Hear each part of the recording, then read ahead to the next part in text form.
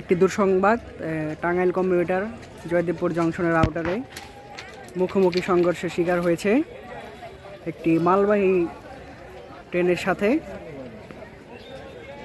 দেখতেই পারতেছেন কোনো হতাহতের ঘটনা নাই, শুধু এলএম সাহেব আহত হয়েছে, উনি হাসপাতালে আছেন। সংঘর্ষ বানান কেমন আপনি বয়েস দেন, বয়েস দেন। বিশাল অবস্থা।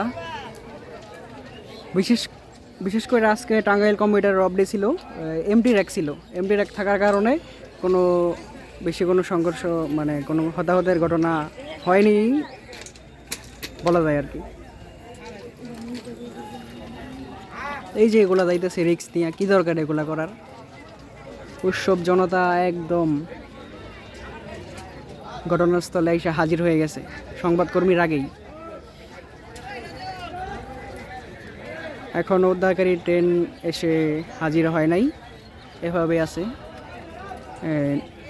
আইন শৃঙ্খলা বাহিনী মোতায়েন রয়েছে এই জায়গায়। ধন্যবাদ সবাইকে।